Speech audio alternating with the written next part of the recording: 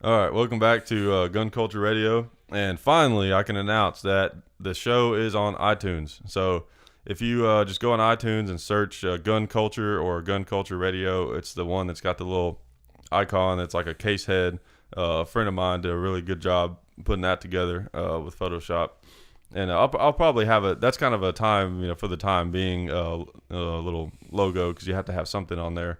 I'll probably have something different eventually. But yeah, it's on iTunes. You guys can download it on there. Seems to be working. It was kind of a process getting it on there.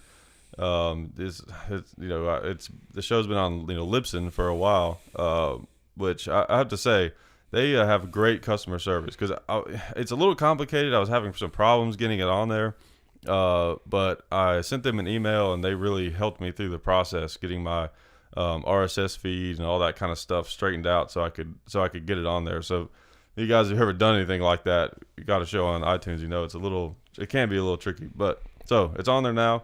And if that's where you prefer to listen to the show, get on there and check it out.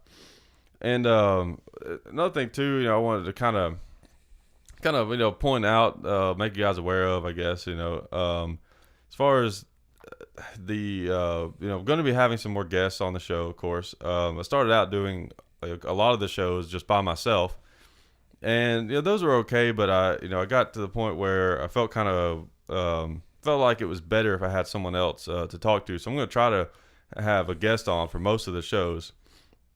But also the guests that I'm going to have on are not always going to be someone that I did have the Haas USMC on the last show. He's a YouTuber, and I'll have some people on like that. Like Dad will be on occasionally and stuff like that. But I'll also have a lot of guests on that you won't know. They'll just be a friend of mine that I feel like has something interesting to offer. Because I just I don't really want to have a lot of people on from the industry. Who they have something to sell. I want to try to get people on. They don't have anything to sell. They just have an interesting perspective, to offer in all of us.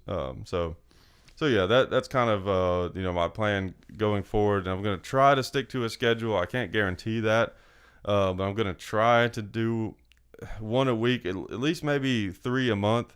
I'm going to kind of tentatively plan to do that, and hopefully eventually I'll be able to actually have one every week eventually.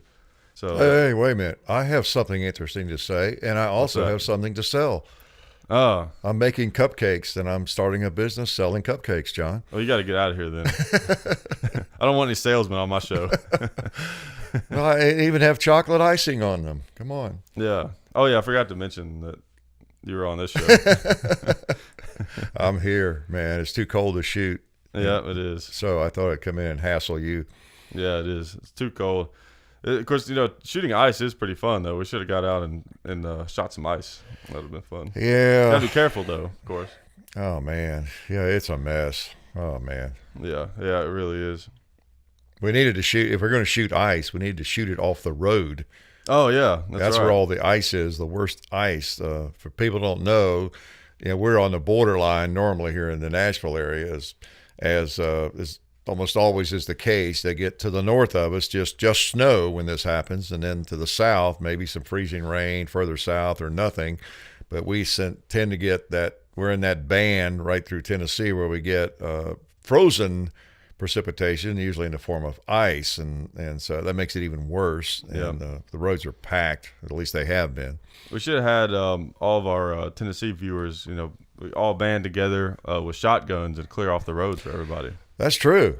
Could have gotten, We could have used Dragon's Breath rounds. We could have, the event could have been sponsored by them. We could have had hundreds of Dragon's Breath, 12 gauge rounds. We could have gone out there, just clean the roads up. No need for plow trucks, any of that stuff. Waste of time. That's true. We could have maybe contacted Federal, had them bring in an 18-wheeler, bird shot. Yeah, that would have worked too. Fun.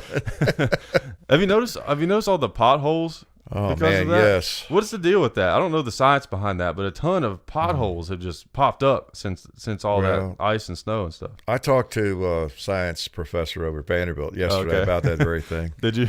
Well, actually, I didn't. Just being the brilliant person actually, what happens, I think, is the water and the ice. The water gets down in the whatever little cracks are already there. Right. And There, it just then, kind of of drops, course, sinks, yeah, and then as it gets colder at night and then really cold as it's Yeah. been around here lately, that freezes. And if you didn't know it, John, water expands when it freezes. Oh, yeah, that's right. And it's just like getting down in there and prying it apart, the blacktop or even the concrete. Well, So I mean, I get that. I know that's what it's a causes mess. the cracks in the road and stuff over time. But what's weird, if you notice all the potholes, they're all the same kind, the new ones. Mm-hmm. They all look the exact same. And it's basically like a weirdly cut circle, a lot of them. I know. And I think it's a like lot of those are old. dropped an inch or two. Yeah, they might be a lot of them just old potholes that they had sealed really well. Or they might not. I don't know. But they the look water new. does weird things. It gets Yeah. under there and it expands. Especially as cold as it was. Yeah. It's like a bunch of little. So if you're in Nashville, I don't know if they're, if there are a lot of places, but tons of new potholes. So Oh yeah, have fun with that. It's a minefield driving anywhere. Yeah. And speaking of that, I want to welcome everyone to Nashville for the NRA convention. Hopefully, too many guns don't get damaged from all these potholes. Driving. Hopefully they'll have them patched by then. Of course that's not far off. It's really not. April the 11th that weekend. Yeah. Yeah. There's no way they're going to get them all patched. There's too many.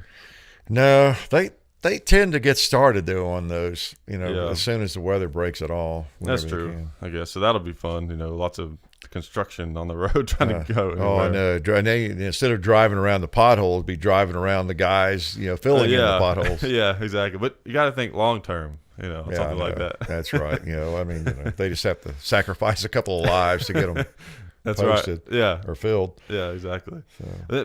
They need. I think they need to start making roads out of the same material that Glocks are made out of. I think that would probably be better. The polymer, of course. That would solve a lot of problems. Of course, some people would think the roads would be more likely to break, right? Yeah, the Glock haters. And they would find them very overrated. That's right. They find their roads overrated. Yeah, but I mean, I would find them, very cost effective and reliable, but. Because it's not polymer, it's plastic. That's right. Yeah, if it's a polymer that you don't like, it's called plastic. Well, if it's a firearm you don't like, or Yeah. if you don't like polymer firearms, then no, you never use the word polymer. Yeah. You notice that? Yeah. It's always plastic. Yeah. We might ought to mention while we were on the topic of the NRA convention, the meet and greets schedule early before people get bored with us and tune out. Yeah, that's true. Yeah. Well, yeah. So we got the next one is coming up March 28th. In Florence, Kentucky, at Triggers Firearms. Right. That one's 1 to 3, right? 1 to 3, yes. And that's in the afternoon, or was that middle of the night? We thought about middle of the night, but I guess we'll do it in the afternoon. Afternoon, yeah. okay. Probably, yeah. PM, I guess. Yeah. Usually a lot of people don't show up to those, the ones we do at night. Yeah, I know. Just people just kind of coming off a big party night. They're half drunk. They've gone to the Waffle House and eaten. Then they stumble into the meet and greet. They don't even know who we are. It's definitely a different crowd at those. They just sort of show up. Yeah. Yeah, and then the NRA is the one after that, the April 11th. And we're not sure exactly on the specific time on that. We're pretty well sure 99% we'll have one on that Saturday, right? Which would be the 11th, April the 11th. And it'll probably be like they're usually around noon sometime. Yeah, it'll be 11 or 1 or something like that. We haven't firmed that up with federal, but it'll be like 10 to noon or 1 to 3, something like that. We don't know yet. And then we may do another one on even that Friday with them at the federal ATK booth at the NRA convention. Yeah. It's a remote possibility. It could be some other meet and greet we do there, but we're not sure about that. It'll probably be 1 or 2 at the federal booth. They're kind enough to host us, and I think they're going to have the same booth they had at the SHOT Show, which was amazing. That thing was insane. It was. Yeah. it was incredible, and it was like a show within the show. Yeah, almost. Yeah. It really was in some way. Yeah, and I know we're not. Well, we appreciate federal, of course, furnishing our ammo. We're not trying to overbuild them or oversell them, but they, the ATK owns several. I can't even name all the companies that they have under their umbrella, and that's why and we don't do much with the other company. They're there, and we get offers, and we can access some of the other things that they have from the other companies, and we'll try to do some of that because Savage, there's some some really cool Savage rifles we've not done. But at any rate, that's one reason they have such a huge booth. I always feel funny calling it a booth. When you say the word booth, the connotations are a table with a something draped over. Yeah, exactly. It's kind of beyond a booth. It's more like its own town. Exhibit. Yeah. We should say exhibit. It has its own area code and phone number. Yeah, I mean, what I always say to people, well, I call it a booth, but it's bigger than our house. So. Yeah, by far. It's like 10 of them. So anyway, we'll be there for sure. And you're either coming to the NRA convention or you're not, probably, so you know that. And then and we wanted to have it on Saturday. I told Federal our great preference is to have, if we do just one, it'd be on Saturdays because a lot of people work during the week. But people from pretty good distance will probably be driving in to the convention on Saturday or Sunday, to see all the pretty guns and everything, because all the companies are there. If you've never been to an NRA convention, it's pretty amazing. I know both of us have talked about that. Every gun company, essentially, and accessory company, they're set up there, and you can go through and see their guns, and not only see them, but fondle them, pull the triggers. They have all the firing pins removed, so it's pretty cool to do that. But then we have one that's pretty much firmed up. Or else I wouldn't mention it, and that's April the 25th. We're going out to Pleasant View for that one, right? Out to Pleasant View at Elks Outdoors. Yeah. There, and that one's from 11 to 2. I think it's going to be in conjunction with their Customer Appreciation Day, and I think they grill out burgers and hot dogs or something there on that day too. But they're like a small town local kind of shop. Yeah, small shop. They help us to ship in all the guns that come in, T&E guns or whatever. Yeah. They're real helpful to us. Good guys. Yeah, definitely. So that's all the meet and greets, and guys come talk to us. Since we don't like to invite you to our lawn, as you might have seen in recent videos, but we love to invite you to the meet and greets. And as you mentioned in that video, we love it when we run into you guys at gun shows and all these different kinds of things. But we like to set up events so that you guys can, so you don't have to leave it up to chance if you do want to come and critique us and complain about all of our stuff. Lately we've talked a lot about that. Of course, with that video, and y'all, and I was pleased with the comments on that video, because whenever you're telling people don't come see me, I don't care what the circumstances, you feel like it sounds aggressive. You're not being very accommodating, or you're very, very friendly with people, but it's just there's too many people. That's the thing. If the world's population was like it was back in the 1800s, then sure, come on by, we'll have coffee. But there's just too many people now. I mean, you can't do stuff like that. Yeah, you can't. And again, it's their home. If we had a range out somewhere middle of nowhere, and we went out there to shoot or whatever we did, a little different, but then again, liability and all those things we talked about in that video are issues. And of course, you all know that have met us. We enjoy meeting you all. I ran into a guy, one of our viewers, at Walmart a couple days ago, and had a big chat with him in the sporting goods department. He caught me looking at the ammo. That's funny. He said, "What are you looking for over there?" Something like this. It was funny, and kind of a young guy. And compare with me, everybody's young, right? He's probably John's age. But I thought I would just look and see and I'll do that. If I'm somewhere like Walmart or anywhere, Academy Sports, fortunately don't have to buy as much ammo as we used to, not much ammo. But it's just interesting to me what's on the shelf, what's not. 22 ammo there, pricing. So yeah. I'll tell you, it's funny. I find the best deals at Walmart at the Walmarts that are like in town. I've noticed, because if you go to the more rural Walmarts, people are buying the ammo up like crazy. But if you go to the ones that are more in town, where I guess there's not as much shooting going on, at least sports shooting. Right. There's a lot more ammo availability, it seems like to me. That's where I always find some of the best deals on stuff. Tons of 7.62 by 39 and and 223 and all that kind of stuff. Well, the ammo is more available in general anyway, except for 22, and of course, which is crazy. I still don't get that. I mean, I haven't done much research on it. I don't know, but it seems like surely by now, like, what's the deal with a 22? I mean, it's around, but it's not like it was at all. No, it's not. The demand is really high. So many people have gotten into firearms, of course. And then, of course, you got those people that are buying it up at the discount stores and then reselling it on the internet. That's a lot of it. And then you got people hoarding it. But you got to be careful hoarding 22 because it doesn't. I mean, I'm sure it varies based on the manufacturer, but 22 doesn't hang around as long as some of the other ammo. From what I've heard. If you probably keep it in the house, it probably lasts almost indefinitely. Remember we had that huge tub of it. It doesn't do as well when you leave it out in the weather, I don't think. Well, it was in the barn, but yeah, well, still there's some extreme temperatures. Center fire doesn't seem to affect that much, but it really doesn't. Seems to with at least with some of the 22 ammo. It's awesome how long some ammo lasts. Like that old surplus stuff that we've bought and you've bought over the years. Some of the ammo is like 100 years old or more. Yeah, shoots fine. Yeah, some of the really old surplus going back World War I and everything, it'll fire just fine. You will sometimes though find some that there's a variation in the power factor, so to speak. And even that though, if it's not a serious variation, it's probably fine. Yeah. But yeah, ammo keeps a lot better than most people think it does. In fact, I've got some rounds I have from when I first started loading back in 1974, and some 45 Colt rounds that I have pulled out a couple every now and then, and I shoot them, and they have just been in the barn. They've never even been in the house. Yeah.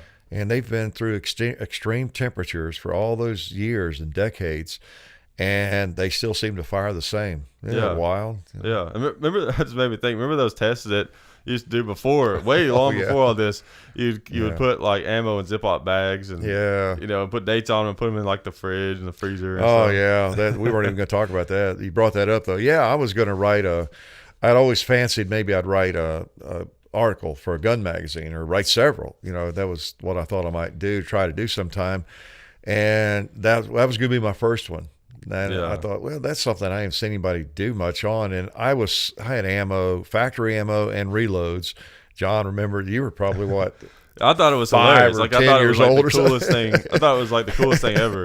I had ammo in jars of oil and jars of WD-40. Yep. I had ammo and in bags in the freezer.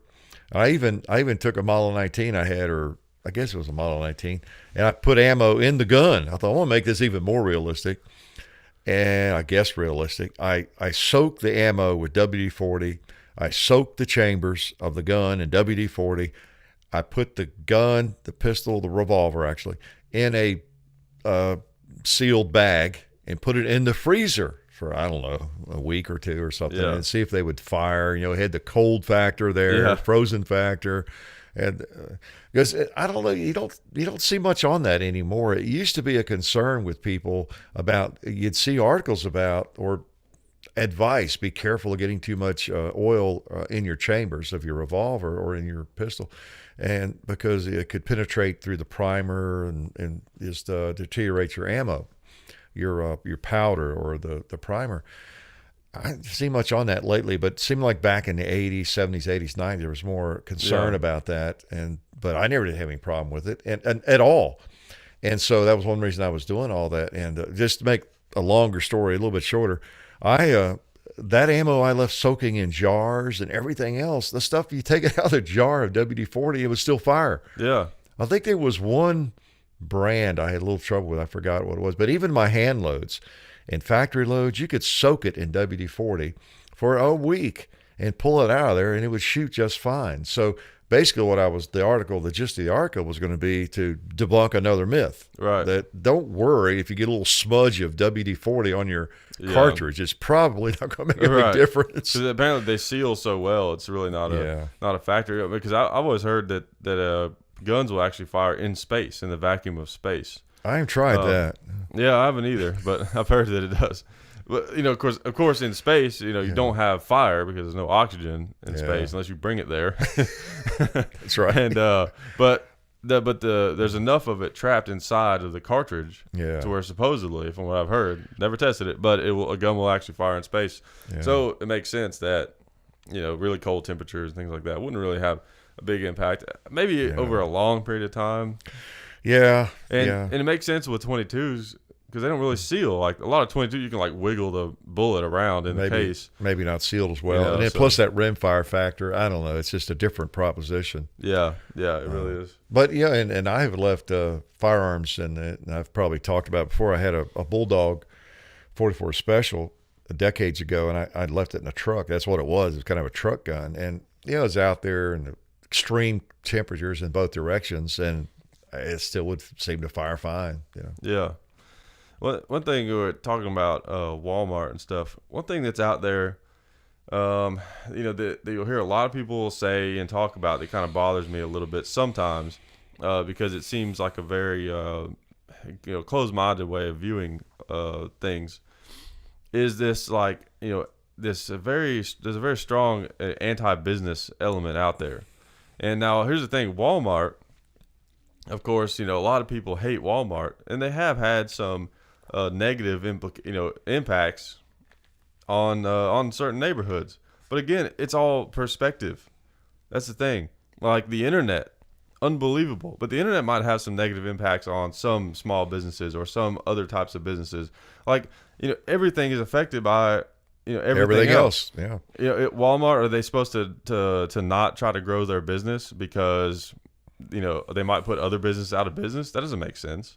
It just doesn't. There's always a negative side to everything. Right. Yeah. And the thing that I always tell people is, yes, there are bad corporations, just like there are bad small businesses. There's bad and good corporations, and there's bad and good small businesses. It's like some people, it seems like they either think that all corporations are good and do all good in the world, and anyone who says different is just a hater. And then there's people who think that all corporations are bad and all small businesses are good. Right. It's crazy. The world's not black and white. And no. I wish I had started at Walmart, Oh, yeah. That's the thing in this country. It's, we have the freedom to do that kind of thing, to start up a business and then hopefully build it. It gets bigger and bigger. And then, of course, the bigger something gets, the more likely things are to fall through the cracks, and you get more people involved. And then right. Just like there are bad businesses and good businesses within any business, there are, good and bad is pretty arbitrary, right? But right. There's a lot of good, bad, and gray areas in terms of the people within those companies. I've worked with a lot of corporations, inside a lot of corporations, and then in educational institutions and all that sort of thing. And, there's great people, and then there's people maybe who are not so great, and there's people in the middle, and, it's right. just life is not black and white. Right. Yeah. Like there's a politician out there who said, corporations are people, as in a sense, in a way to say that like, corporations are not bad, well, corporations are people. That's the problem. You know what I'm saying? That's why some of them are bad, because they are people. They're not going to be perfect. Yeah, exactly. And there's going to be great aspects of them.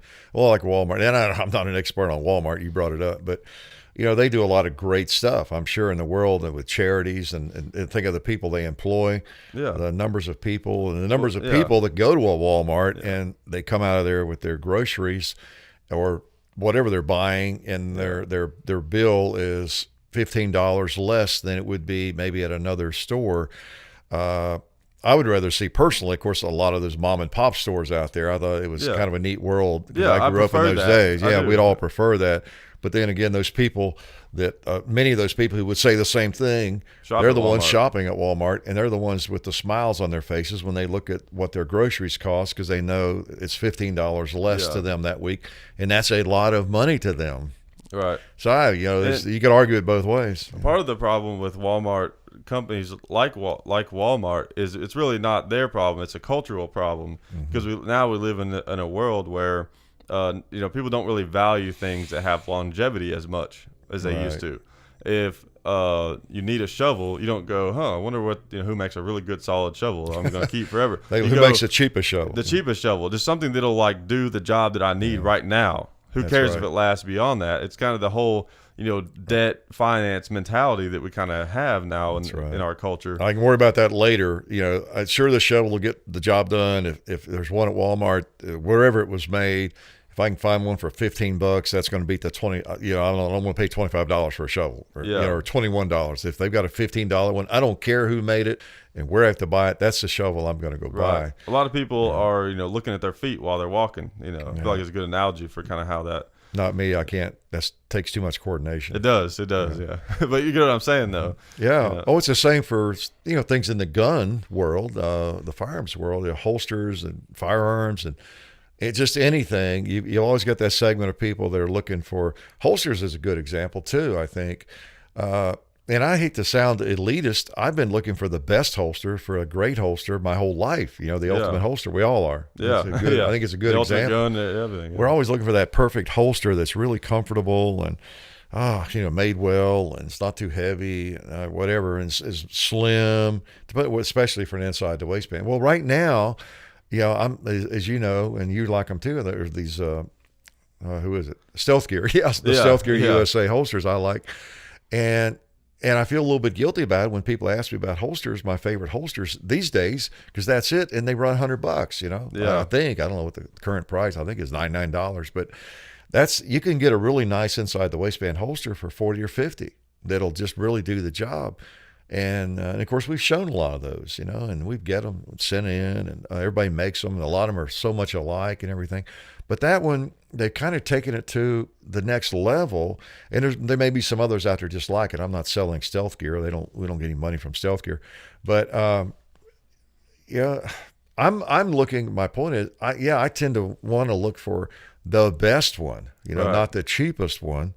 And then if that thing serves me well for 5 years, it might end up being the cheapest, or it's not that expensive if it lasts a long time. I think a good philosophy when it comes to something like that, which would apply to holsters or shovels or whatever you need, would be if you absolutely have a job that needs to be done and you don't have much money, then just get one that'll get you by for a little while, but then be saving up for a good one if it's something you're going to need in the long haul. If you find that you need to use a shovel pretty often, don't just buy a new crappy one when that one breaks. Save up and get a good one. Same thing with holsters. Like if you're just getting into concealed carry, and you don't have much money, buy a cheap holster. It's something that'll work. Something that'll work and get you by, but then just be saving up and get a good one.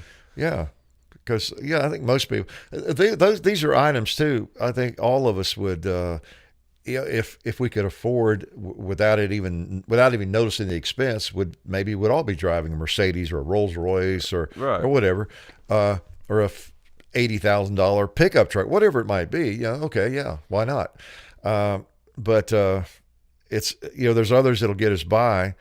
And I almost forgot my point. My point was going to be those are items that are really expensive, and and you just can't do that, or would live in a gigantic house or something, or have 1,000 acres. We'd all like to do that, but we can't do it.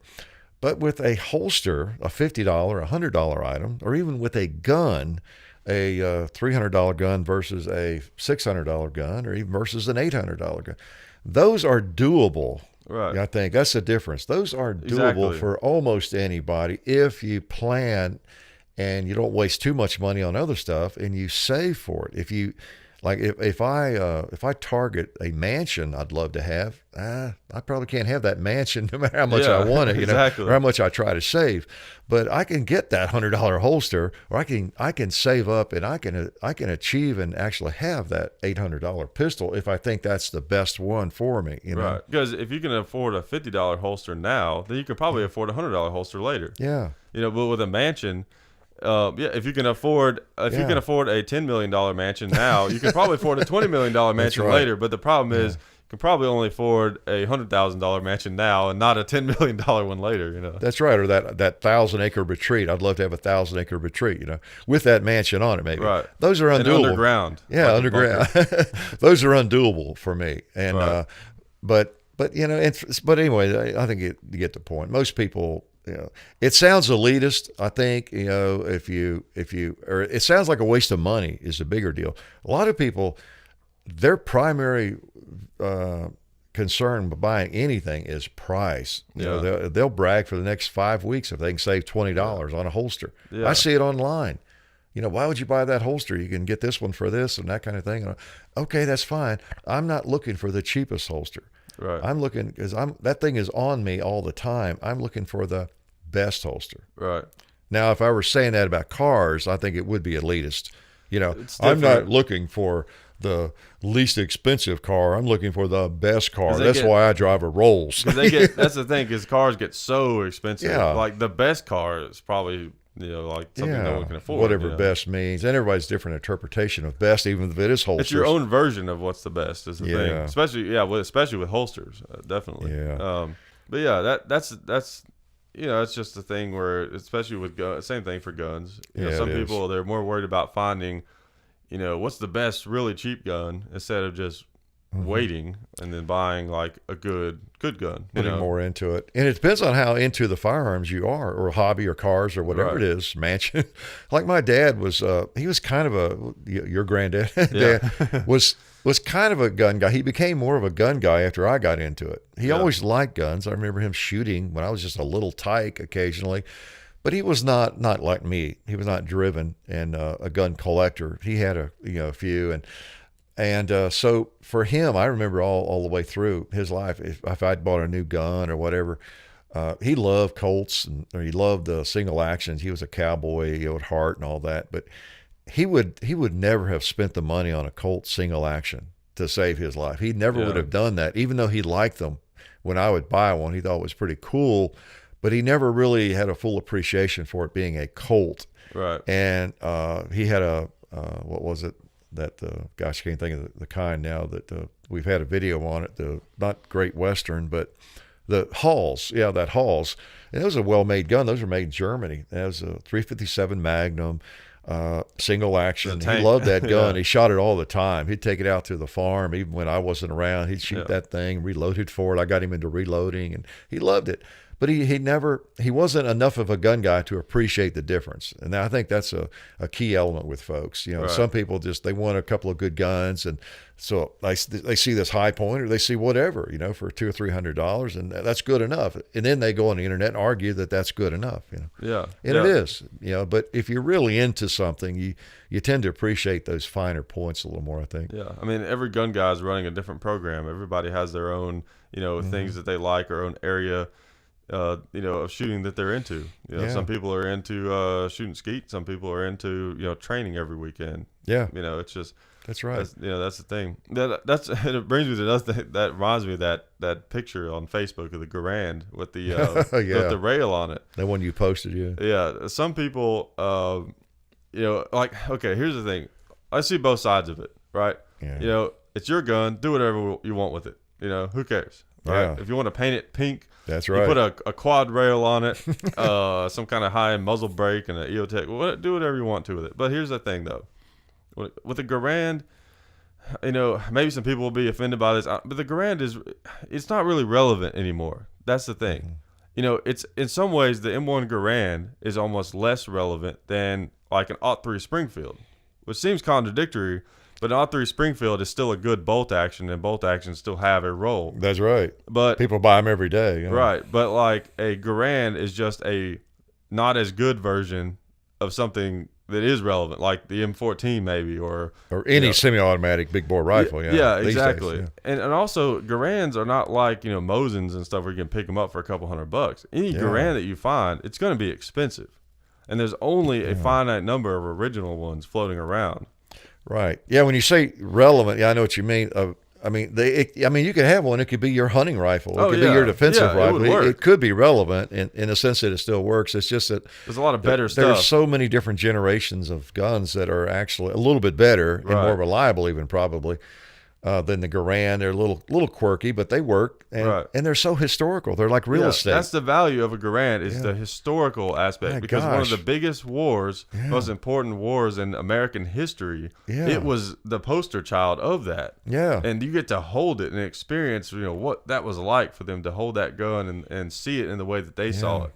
So whenever you see one that has, now that rail, it could have been taken off. It wasn't, fastened, like it could be removed and it could be back to stock, But just seeing it in that configuration, it's like almost offensive to the eye. It's like, why put one on that? It's like taking a first generation Colt single action. They quit making the first generations in like 1940 when World War II kicked off. So any first generation Colt, it goes back a ways, and Yeah. it's those are pieces of real estate. It's like taking one of those and putting fiber optic sights on it, or hold grips on it, or hold something, grips, or you know? something like They're that. weird. And saying, this will make it easier to shoot well. Yeah, it would, but oh man, they still make single actions. Get you a newer one if you're going to put all that. Or like in the old days, when I first got into muzzle loaders back in the early 70s, there were none of these. I don't think, I was not aware of any of them. There were none of these inlines, the newer muzzle loaders that people use for hunting a lot these days. And so it was, now they were replicas, but they were replicas of the old Hawken rifle, flintlocks or whatever. And you would see those. You would see a Hawken rifle with a scope on it. Yeah. It wasn't all that uncommon. Yeah. And, oh, man. Again, if you don't have any other options, okay. That's right. I can see that, but still, it's kind of weird. It's like the Hawken brothers were turning over in their graves. Yeah. I mean, to me, it's your property, do whatever you want with it. But still, it's like, to me, the reason you have a classic gun like that is to appreciate it as it was seen at the time. Just like, if you have a fully restored 55 Chevy Bel Air, which is one of my favorite classic cars, it'd be ridiculous to put a digital speedometer in it. Why would you do that? The reason you're driving the thing is not because it's like, well, I still think this is the best car. This is just, it hasn't been surpassed. Like, this is just the best car. I'm just going to drive this to work every day.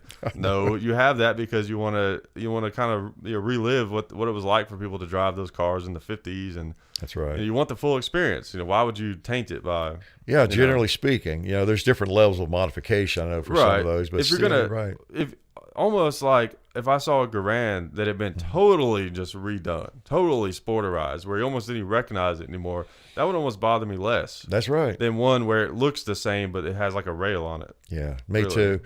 But now, we both really, really are into the history of firearms. We really appreciate the history. So we're biased. I'm really biased. It still hits me wrong, even seeing a scope on a lever gun. Yeah. And now many people have just grown up with it. That makes some sense. It just doesn't look right. Did John Wayne have a scope on his lever gun?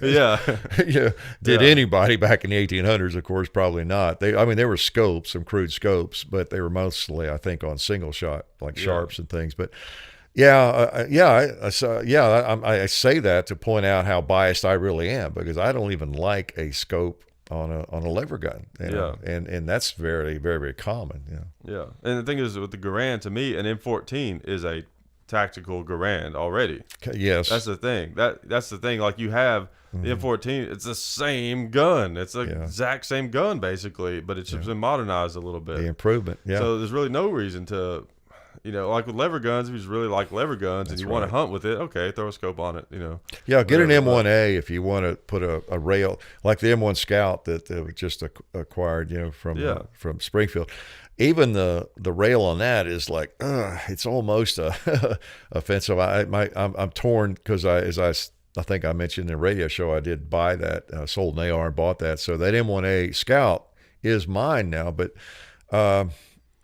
I remember thinking when I first got that in, that, if I were to buy this, I'd probably change out that cover and take that rail off and put a regular M1A cover on it.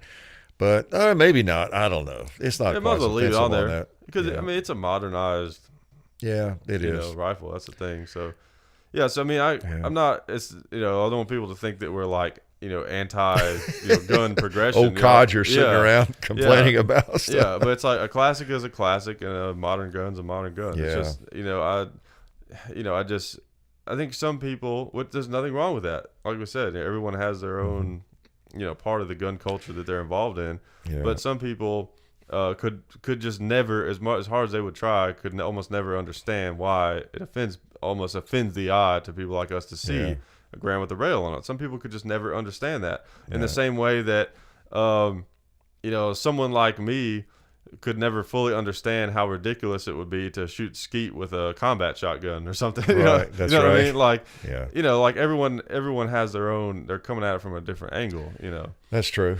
And there were a lot of fine rifles. Sometimes it's the time period. For example, that rail was stuck on there recently. I think on that Garand we saw at that gun show, but. But if they had put that on there in 1950, it wouldn't be as offensive. For example, just like a lot of the R3 Springfields and the Enfield, Lee Enfield rifles, a lot of those great bolt action rifles have been sporterized over the years. You see them at gun shows. Right.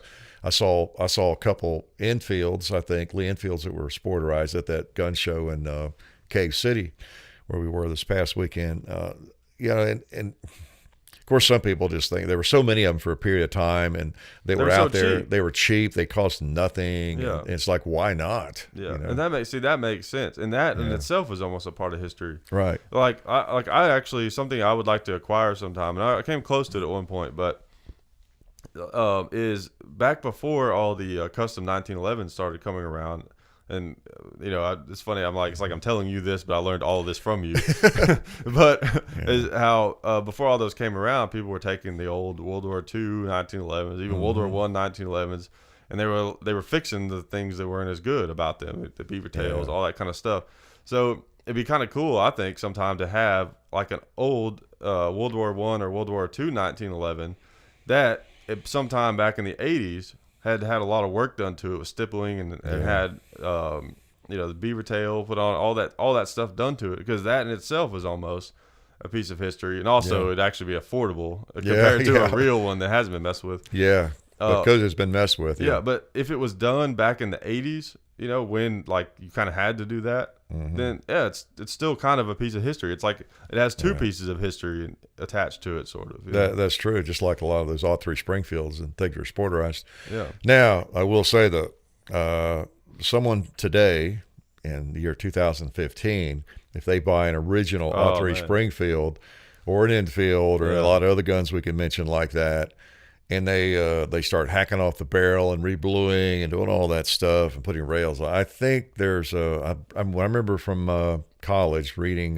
Dante's Inferno, and I think there was a circle in Dante's Hell for people like that. Yeah, really. That's right. There's my bias. Okay, I admit to that. You buy an R3 Springfield, and you sporterize it today. What is wrong with you? No, Mosin, that's okay, because there's tons of those right now.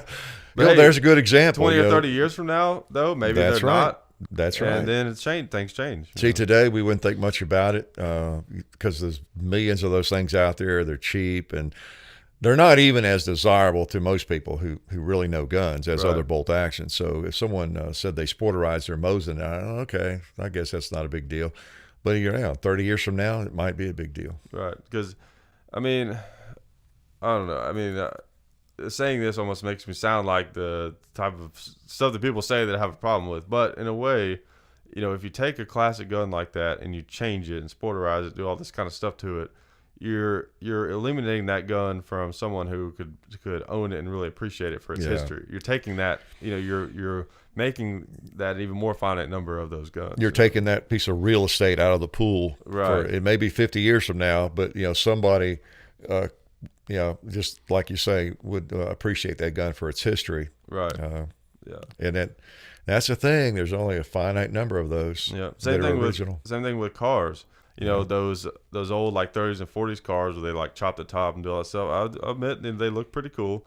But the ones that aren't a kit, the ones where people have actually taken a classic and done that, there's going to come a time where people really are going to want the ones that look just like how they did. That's right. Now still they do, and that really eliminate a lot of those. Yeah, that's right. And people might even be like trying to reconstruct, like unchop them. I know. You're right. Dad restored a couple of cars, and he kept them pretty much totally original. An old 28 Ford, and then a 31, I think, Roadster it was, and I always thought that was neat because whenever he was looking for parts or doing, it was always just whatever was on the original. Even if it was a reproduction part, couldn't find the original. It was still made exactly like the original. Yeah. I have that '69 Buick Skylark, and with that car, my plans are, and with any like car like that I would own, because getting it completely original is almost like impossible on some cars, like the original motor and all this. That's quite an effort to do that. I always thought it'd be cool to have one, and what I'm going to do with that Skylark is on the inside, it's going to be a lot of modern stuff, on the inside so that it runs well. And all that. Because, trying to track down a bunch of original parts like that you can't even see anyways. That's unless true. You open it up. But then on the inside, it's original, like the dash and all that kind of stuff. So you still get that feel of like driving an old car. That's and true. It looks the same and everything. There's something neat about that. Like I've always had an appreciation for history, and a lot of that was probably developed from the guns, growing up and stuff. And you always transfer that to me. But the same thing with cars. There's something neat about. Yeah, it is. About old cars, and like when I close the door on that thing, it's not like like how new cars are. It's like a it's like iron meeting other iron. Just it's very different. Yeah, it is. It's neat. Cars, I guess they're better. They're more disposable in a lot of ways. Yeah. They don't last. A firearm can just last for hundreds of years and be the same piece of machinery, whereas cars just have a certain number of miles and things wear out on them with all the moving parts and everything and motor. So they are more difficult to keep going. One thing I sometimes on that same topic with firearms is I feel sometimes like, should I feel guilty for firing, for example, a first generation Colt single action or any of the old guns like the Model 94 Winchester we just did a video on, and that gun was made in early 60s, 1960s or something. Yeah. As you go through the years, those firearms, like even after 1964, Winchester did not make another steel framed receiver, lever gun. Heck, Winchester doesn't even make them anymore, really, the old company Winchester. So every time you fire it, every time you use it, eventually are all those guns going to wear out and they're gone? Like a Colt single action. Should I just never fire them? Even the second generation. But then again, they pretty much last indefinitely if you can get them repaired and that's the thing. And plus, and what you do, hang them on a wall and never touch them. And that to me, that's part of appreciating the history is shooting them. As long as people are like responsible about it. You don't shoot like smokeless powerhouse loads in a black powder frame single action or something. Yeah. As long as you're reasonable about it, like that's part of what's now. If you have like an immaculate showpiece, that's different. Then you kind of shouldn't. But the ones like the guns that you have and stuff. Yeah, that's part of it, I think. And they'll last hundreds and hundreds and hundreds of years if people treat them the way I treat them. Yeah, it's not like you're going out there just shooting thousands of rounds through them. It's just every now and then. That's the thing. Yeah, so you're shooting lead, generally, not even jacketed ammo, and clean them up. There's virtually no wear. So anyway, I don't feel too guilty about it. They're heirlooms and pieces of history, but we're using them. Yeah, exactly. Totally switching gears here. There's something that I really want to talk about that's kind of annoyed me some. And first, before I get into that, one thing I want to mention is when it comes to like the fight for our gun rights, one thing that I try to do is I really try to do some like behind enemy lines kind of stuff. I get on Moms Demand Action's website a lot. I get on the what's it called? The other one, Every town or something. I get on Moms Demand Action's Facebook page. I read that stuff. Like I want to know what they're doing. I want to know what's going on with them and what their tactics are and stuff like that. And I've told you about this. I ordered some books actually off of Amazon that are anti-gun books. One of them actually has like a foreword or a preface that was written by Michael Bloomberg himself. And my plan is I'm going to read them and talk about them on the show. Talk about what I found. That was interesting in those books. And because I think that's an important aspect of the fight for our gun rights that we kind of miss. Is I think some of us are almost so angry at the other side that we're afraid to even look at what they're doing, and I think that's a mistake. I can see it now, John. In about a month, you'll come out one day and say, Dad, I hate to tell you this, but I just don't think I can work with this anymore. I can't be filming these evil objects. Yeah, exactly. Don't you would think you might want to rethink this, Dad? You've spent enough time with firearms. You can just sell these, get rid of them. Yeah, I'll be a convert. No, you won't want me to sell them. You want me to destroy them. That's right. Yeah. Yep.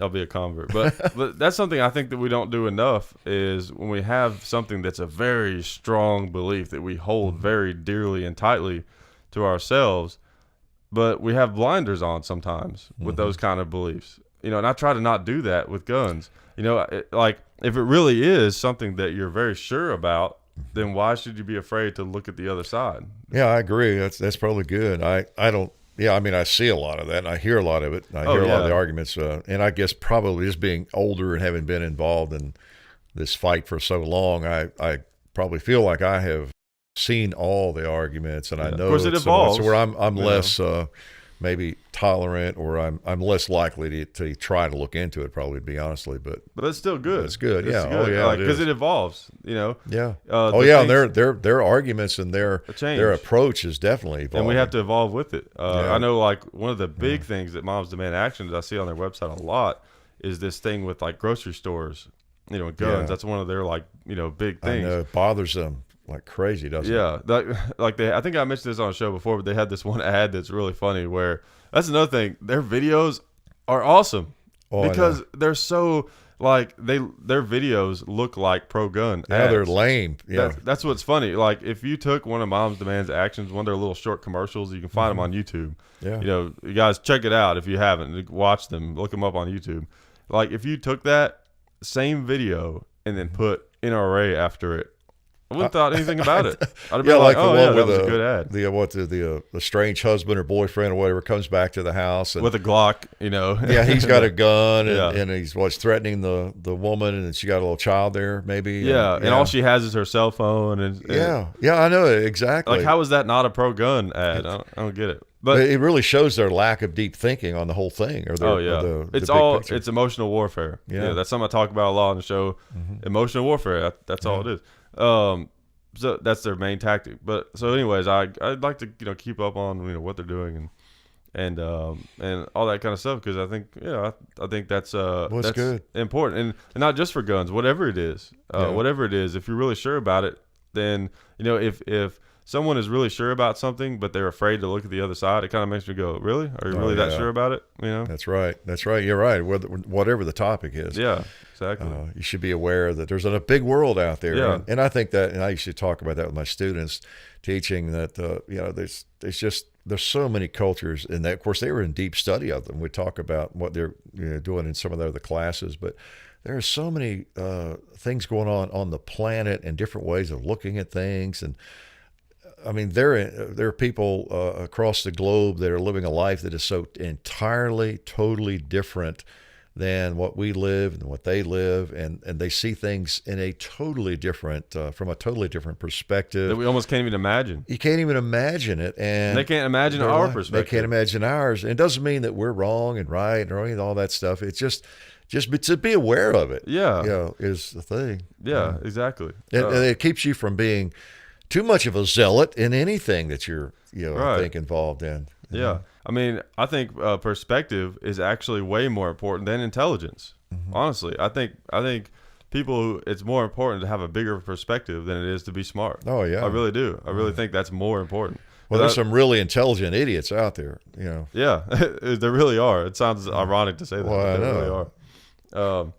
Okay, so, with, all that being said, one of the things that I keep uncovering a lot and all that searching around and stuff is this term gun violence, which it's really a frustrating term. And again, keep in mind that all of their tactics are based on, what I call emotional warfare. Yeah. But here's what I don't understand. Why is gun violence a bigger deal than any other kind of violence? Right? Like, if you get killed by being shot or killed by being stabbed, what's the difference? You're still beat dead. to death or whatever. Yeah, really, being beat to death, that's worse than being shot. Yeah, the incidence of violent attacks, and like in England, for example, is really severe. It's up. It's not there's not as many people shot, but it's an incredible number per capita. It's higher than this country, and it has risen, I think, as they have increased gun control over there. Right. Yeah. So hey, got good news for you. We've got some more control measures coming up, and you're probably less likely to be shot, but maybe you're more likely to be beat over the head with a baseball bat or stabbed.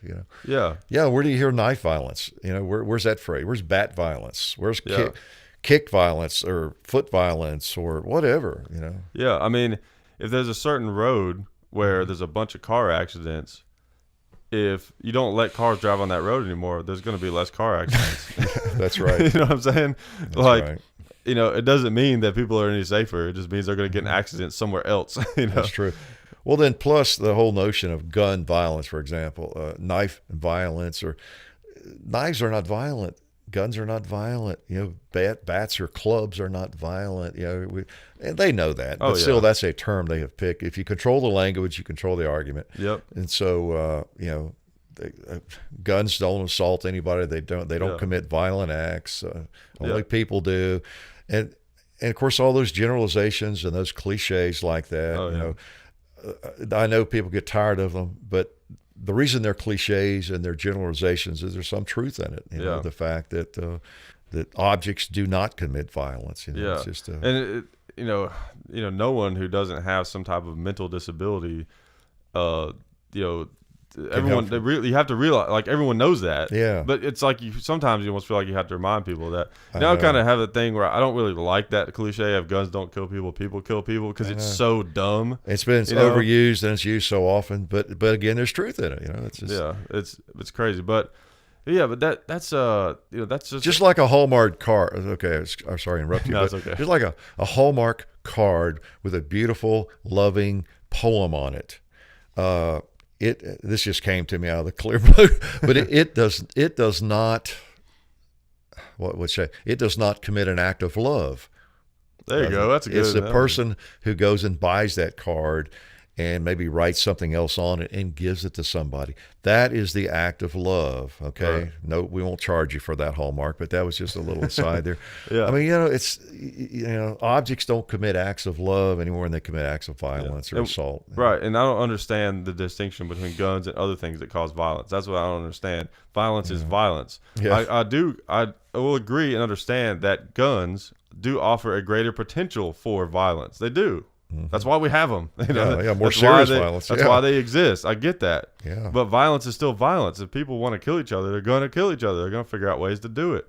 There's these other things that people seem to forget about, and I think they're called explosives, right? Yeah. Those are pretty dangerous, aren't they? Yeah, pretty easy to make if you have any sense at all. You're going to ban like chemicals. You're going to like. One of my favorite podcasters, he has this thing he always says, what, we're going to nerf the world? Yeah. It's like, what? I mean, why don't we all just live in a padded room? It's crazy. Yeah, there's going to be danger. I realize the danger, in this world, and I'm willing to live with it, and I'm willing to live with the risk of firearms being out there. And, some people who are on the pro-gun side will say, no, look, if I could snap my, and I think I've thought that myself, if I could snap my fingers, wave a magic wand, and all the guns disappear, yeah, sure. But that cat's out of the bag. Guns are there. There's, there's a gun for every person in this country. There's around 350 million firearms out there. There's no way that cat's out of the bag. And I wouldn't even like that, because the cool thing about guns is you can defend yourself from a distance. That's what I was going to say. I like that. I don't. I have thought beyond that too. If you could eliminate just firearms, anything that shoots a bullet on the planet, and no more could be made, I still would want one, because I don't want three guys coming at me with a knife either. Yeah, or a sword. I want an equalizer. Yeah, I don't want to have to be an expert in hand-to-hand combat. Yeah, to survive. Then it goes back to whenever the 1600s or whenever, when it was a function of numbers as to whether or not you were killed or not. Exactly. That's the thing. You had to outnumber the other side. It's the advancement of firearms, like not just guns in general, because numbers were still a huge factor until we had repeaters. Yeah. Once repeaters came around, that's right. Then finally one man has power.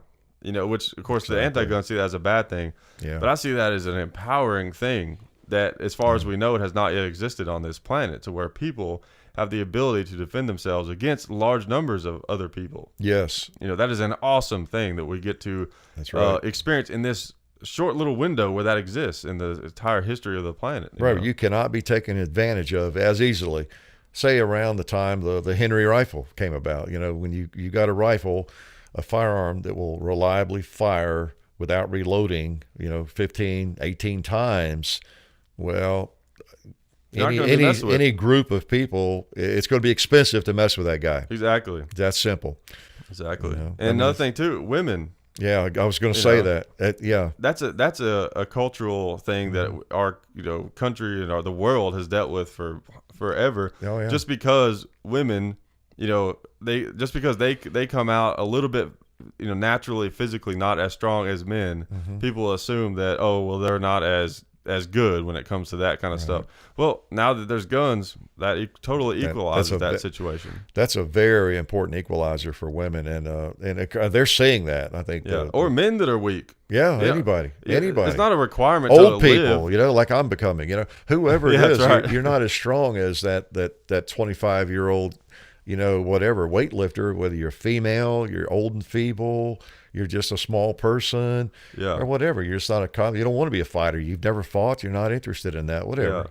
Like the cool thing about guns is, I quote there's a philosopher that I like. Refers to the certain societies, and this is one of them as what's called a dominator society, where it's based on other people having power over others. Yeah. And as weapons technology increases, we're going to be able to move out of a dominator society where people have their own power, where it's a society that's based on arguing and intelligence and perspective and all these kinds of things. It's no longer based on like whoever, the survival of the fittest, but that's survival. Like we're looking at going past survival. Like we've already done that. We figured out how to survive. Now it's time for us to get somewhere, and guns give us an opportunity to do that. Yeah, I know it seems contradictory, but it's kind of true. Say if you have a small country, a very small country, that could be easily taken advantage of, if they've got a nuclear weapon, it probably won't happen. Exactly. It's just a fact of life, and conflict is always there until human nature changes. There's going to be conflict. You look at 5 kids playing out in the yard, and they have no reason to fight. Well, there's going to be a fight, conflict for some reason. And there are people living in their little bubble wondering why we have to have war. Yeah. Yeah, well, nobody likes war. Where would we be without it, though? I don't like it at all. But, the very reason that those kids out there on the lawn are fighting and adults are fighting and people get divorced and people within companies fight and end up being fired or they split off. That just happens, and it's the same. That's just a microcosm for countries. They're going to be fighting. There's going to be disagreements. Yeah, and that's the thing is like innovation comes from chaos. And that's what war is. Like this is the way I see it. So like long time ago, people, when there was a small number of people on the planet, they were all they're in like little pockets, right? And a small group of people can operate pretty easily. Like that's a situation where communism works. If you got 20 people, communism is great. There's only 20 of you. I guess they're still going to fight with each other, probably. Well, yeah, but you're talking about like a family unit, like a system of sharing and balance. Like it works when you have 20 people. Because if someone isn't keeping up their end, you can kick their butt a little bit. Yeah, small numbers, it usually works better. Yeah, exactly. So 20 people. Okay, if you got a little unit of 20 people in your little village or 30 or whatever, you got plenty of food. There's no other people around. It's just you and nature. There's no incentive to develop anything beyond that. You have everything you need. You have all the food you could possibly eat. You have everything that you need. And my phone is going off. It's probably moms for. It is. They're what's not that? Moms demand action or attention or something. Yeah, that's right. Okay, so you have everything you need. What reason would you have for any type of innovation, really? Like fresh fruits and animal. It's there's too much abundance. You don't even need any much innovation. But as soon as the population grows and other people encroach upon your little community and area, then all of a sudden you need innovation to protect what you have. So then that's where you have conflicts, arise, or people having to fight, for what they have. And as the population grows, and then there's bigger pockets, and then things get more complicated, and then eventually you have wars and all these things.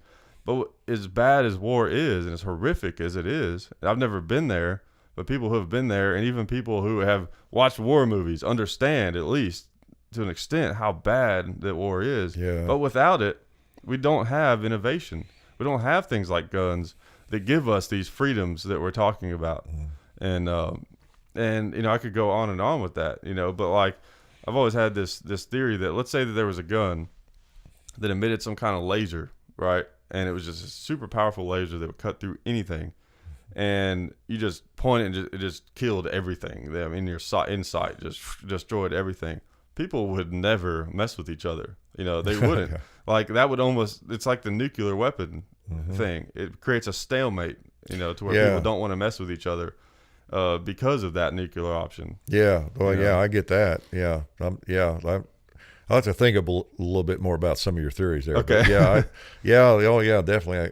You get the mutual stalemate. You're right. It's just like in the Old West, the myth of people always walking out in the street facing each other and gunfighters shooting it out. The reason that happened very rarely because it was mutual destruction in most cases. There's a good chance you're going to get dead, especially back then when the healthcare was quite different. Yeah, because you're both going to get shot. That's the thing. It's so unlike the movies where even if you're a half a second slower than the other guy, 45 slug even is probably not going to immediately disable somebody the split second it hits, and so you're both. Right. So it is like both of them having nuclear weapons. Right. Basically you're standing close to somebody and you both draw and shoot. You're both going to get shot. Right. And now that laser gun thing I was talking about, that only holds up in a vacuum. Like that's not a real thing that would hold up. What I'm just saying is like that's a way I think to understand, what guns can do. Right. But like if that really was in existence, there's a huge monkey wrench that gets thrown into that theory that keeps that from ever being something that would actually be good. Is people that are crazy. Right. There's always going to be people who want to see the world burn.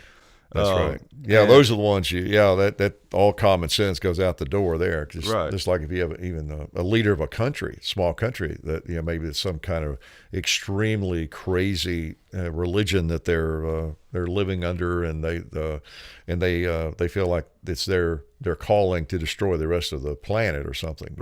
They get a nuclear weapon and they try to do it. It defies all logic. Whereas generally speaking, that mutually the fear of mutual destruction keeps us all safe, even though lots of countries have nuclear weapons, for example. And that's the thing that makes this conversation complicated. Yeah, that's the one thing. Yeah. That's the one thing that makes this conversation complicated is the fact that bad people are always going to do bad things. That's right. Bad and crazy. And I'm not sure which is worse. Yeah. Because it's hard to figure that crazy person that's willing to give up his life for a cause. Right. Whereas the average bad guy is not necessarily looking to do that. He just wants to take what you have or whatever. Yeah. Or because you don't agree with them, they might want to kill you. Right. It's those ones that are willing to give up their lives scary. Yeah, it is. But let's find a lighter topic. Really. You get too philosophical here, John. You're making my brain hurt. Oh, sorry. I can't think that much. What we could do? I haven't done a lot in the shows that I did by myself. I would always do these album recommendations. Oh yeah. And since I've got you on, I usually don't do them with Derek because I feel like we probably have different music tastes and different people that are on and stuff. But one of the ones I was actually Derek probably listens to a lot of Lawrence Welk, that kind of stuff, doesn't he? I don't even know what that is. Lawrence Welk and Barry Manilow. I bet you we looked at his CD or his 8-track collection. He's probably got a bunch of Barry Manilow and Lawrence Welk. He might surprise you. He's a character. He is. Nah, just kidding, messing with him. But so the album I actually was gonna do for this one, whenever the next time I did one, was that album that you turned me on to, ironically enough, the John Prine album. Oh, yeah. I don't know what the name of it is because it doesn't really have one. I think they just call it the Straw Bale album. Yeah, I think it's just, John Prine. Yeah, because I think it was his first album, I think. And but it's the one where he's sitting on the straw barrel. Right, my favorite.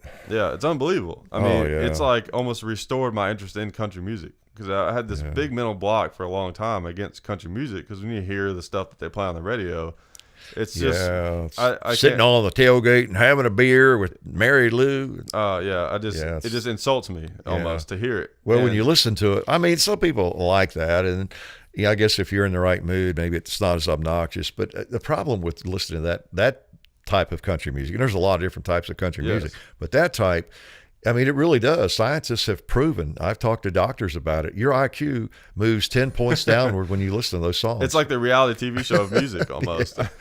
Really. Well, John Prine would probably be offended, though, if you called his stuff country music. I don't know. Yeah, he's more folk. He's more folk or rockabilly, whatever you call it. But, man, that album is unbelievable. I mean, there's so much great stuff just packed into all those songs. I mean, if there's anybody listening to us, and there's probably not, and who likes music and likes that kind at all, or has ever even heard of a Bob Dylan song they liked or anything, they really need to check out John Prine sometime. I don't remember how I stumbled on him. Well, I do. Yeah, as I've told you, I heard his song on the radio in northern Kentucky. We used to get radio stations out of course Cincinnati, because it was just across the river there, and what they considered civilization. And we in northern Kentucky were briarhoppers. But I would catch, occasionally. It would just happen. I was in college. I remember being up there at home in the summer, and just a couple of times I'd hear the song from, I thought, who is that? That was really a cool song. Of course, I love Bob Dylan, but I wasn't familiar with this guy. And I finally forgot the name of who it was, and I started looking for his albums in record shops. They weren't there when I was looking in the shops. I was looking. They hadn't heard of this guy. It was weird. It must have been his first album. Maybe he didn't even have an album out when I first heard his songs, but I guess he did, or it wouldn't have been played. But maybe it was just single records. And man, I found an album, and I just fell in love with him. And then I saw his concerts at the Exit Inn in Nashville, and that would have been in the '70s. I went to the Exit Inn, which was a small club, 2 or 3 times just to see John Prine, and went early and right up with the stage. I'll never forget those little concerts. That's cool. And hearing him play those songs, Sam Stone and Old People, just the different things he played, just great. Yeah, it's great. He is great. Really, really smart. I don't guy. think you heard him. I don't think until in the last few years. Yeah, whenever I got into like collecting records and stuff. Yeah, that's when I told you might like this. And and then remember the records I got from my uncle, your brother. Yeah. It just happened to be in there, so I started playing it. I was like, "This is awesome! Like, where's this been my whole life?" Actually, it's been right funny. there, and I that's just never funny because I've listened to it. I guess I went through a period of time where I didn't listen to as much music at the house. Yeah. And the stereo was. Remember, I always have this stereo. It looks like that one, doesn't it? Yeah, the one I gave you looked just like it. I love it, particularly playing the turntable. For some reason, I'd get all this feedback, and so it got to where I just didn't play it much. It was kind of an awkward position, and just gave up on it really. But actually, I found the problem is in the RCA cables, because I have that every now and then. I'll have that, and I have to like jiggle with it. Yeah, and it's fine. It's like the cables, if they need to be separated. Yeah, like I actually how some of those cables are like there's 2 cords, they're like stuck together, but you can kind of separate them. I did that, and it really took care of it. Every now and then I'll still do it, but it's a lot better. That's part of the problem with a stereo cabinet. It's just can't get to anything. And we've been fighting the same thing with VCRs and all the stuff. DVRs in your TV, and just traditionally, you have that stuff under your TV. And you got to stand on your head to even get to it. And then it's around back behind it where you need to do something. Stereos have been the same way. We need to invent some kind of rotating stereo system. And I'm sure that's out there, and probably smarter people than us have already set their stuff up to where you can get to it. Yeah. But you're right. I've told your mother that, man, if we ever set up another TV like this, we get this TV changed when we upgrade the TV, if we ever do. It's a nice TV. It's not a smart TV, but it's a nice TV. Yeah. I'm gonna for once I'm gonna get the DVR and the whatever recorders attachments to it. They're gonna be up above it or somewhere over here. Or you can put it on the side on something to where put it on like a little stand that's small, so you can just turn it around. And where you can get behind it. And, we've come so far technologically in my lifetime, but that has never changed. You just can't get this. But it's like with computers. Yeah. The problem is computers are advancing. But so is the stuff that you put on them. Oh, I know it. So it's like the computers are all at every era of computers. They always barely handle what you're trying to do with them. That's right. And all the marketing stuff now, everybody's trying to get into your computer, and they're trying to. It's crazy to the pop-ups or. Which I'm all for people making money with ads and stuff like that. But here's the problem: when an ad becomes like intrusive on what you're trying to do. Yeah. Like, I don't know what kind of business school people went to where they thought it was a good idea to sell an ad on their blog or their whatever their thing is, to where it just gets in the way of the whole reason and you that can't, people go there in the first place. I know it's you crazy. can't do what you're doing, and it's just annoying. And you can't figure out how to click out of them and stuff. I know. Like I would, if I had a website like that, I would never dream of something like that on there. I wouldn't either. They would have to be offering something really, really valuable. Well, but nobody would come to your site anymore. Like, yeah. I don't like going to blogs like that. No, I don't know. And some people feel that way about like ads and on videos, I guess. But it's a little different because like there's content offered there that for free, hopefully is of some value, and it costs you nothing except maybe a 5-second ad, or even some people, I know a lot of people run a 20-second ad. Even those are not too bad because, I mean, if you compare it to TV, if you're about to watch a video that's like 10 minutes, what's a few seconds? Right. Especially if you watch, I mean,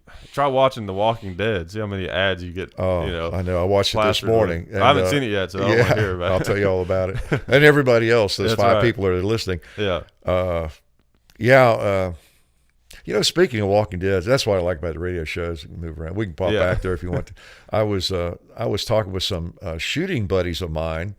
I don't see them all that often, but one of them is actually a gunsmith, and some other guys I've known for a long time, and used to compete with them. They're these good guys and into firearms. And I brought up The Walking Dead a few weeks ago, and I'm not a big fan of popular TV, but there are shows occasionally like Justified. I like Walking Dead. Longmire, I liked. Some things like that that'll come on. They're pretty good. And that was that one on HBO. It was just amazing. That True Detective. Yeah, True Detective with McConaughey. And that, I mean, there is some really. We all make fun of TV and how horrible it is, but there really is some incredible stuff on there. If you find it, you got to find it. But anyway, I mentioned something about guns on Walking Dead because these are gun guys. And they almost started laughing at me, like, you watch Walking Dead? Yeah. And I said, well, guys, it's not that bad. It's actually a well-done show, for what it is. And it's interesting from a firearms perspective. Now, it's not Shakespeare, but it's actually well done. No, it's not, but it's actually a pretty smart show, I think. Yeah. Especially this episode that I haven't seen yet, but the one before, there's a point where, like as usual, they're down and out, of course, always. But Rick was saying some things for the guys. This doesn't. I know. I was going to ask you about. I'm not going to this doesn't ruin anything, but for those of you that have seen it, so you know what I'm talking about. It's in the show like 2 weeks ago where they're in that barn and Rick is sitting there talking to them. Yeah, and he's talking to them. The stuff he's saying there, I was like blown away about how like awesome that was. That's interesting because I meant to text you about that, or when I saw you in the last couple of times since I had seen that, because I know you watch it at different times. I do too. And I was going to ask you about that. I was going to make sure you saw that and pay attention to what you thought about that. Yeah, I thought that was great. It was, wasn't it? Yeah. And, he was just, and it came out of nowhere, sort of. Yeah. And he started talking, and I was, as usual, I'm answering mail or doing something on a computer, and I rewound it back there. And wait a minute, that was deep, dude. Yeah, that's Rick at his best. You know? I really some people don't like Rick. I really like Rick, honestly. Yeah, I like the evolution of his character, where he went through that dark period where he just wanted to farm and all that. Mm-hmm. Like all of that, I thought was really cool. Honestly, some people didn't like that. They were like, "Oh, what are you doing, Rick?" But I thought that was neat. The evolution of how his character has evolved. Yeah, gone through a lot of different stages, and then that scene where he spoiler alert, where from last season where he bit the guy's neck. That was like Rick is back. That was surprise awesome. Us. But it's a well done show for what it is. Because your mother can't watch it because all the blood and gore. And even though I tell her it's not real blood and gore because they're dead already. It's not like they're killing these people. That's right. Yeah. But it's I was surprised that these guys. Of course, some people, I understand it because that zombie thing is overdone, in our culture. But that's actually a good. But show. that is actually, you don't think of it as much as being a zombie. Yeah, it's not really a zombie show. It's a show about kind of apocalyptic, world where that's the problem they're dealing with. It could be something else. But. And it really shows you also how good the show must be, because the whole zombie thing is dying. It is getting like kind of overplayed. Everybody's done with it. Everybody's kind of tired of it. Yeah. But yet The Walking Dead is so good, people still watch it. Yeah, it's just like one of those popular shows on TV right now. It'll go down in history. It's like Breaking Bad. People will be talking about those shows and watching them for 50 years from now. They might be. It's because it's well done. And And again, from a firearms perspective, well, just this morning or whenever it showed, but I watched it this morning, early in the morning. I get up very early, so it's a good time to watch it before your mother gets up. When I go to bed, right? She walks in and sees one's head being split open every time, with her breakfast. But yeah, I forgot what it was, but just the firearms someone had a firearm that was really interesting. It really is neat, the random firearms that you see in there. Yeah, because it's kind of the way it would be, like we've talked about. Everybody wouldn't be carrying an AR-15, or everybody wouldn't be carrying a Glock. It would just be whatever you get your hands on. Yeah. And like that M44 Mosin that was in there. Yeah. I mean, it's a platform that and I'm sure it attracts a lot of gun guys, but it's a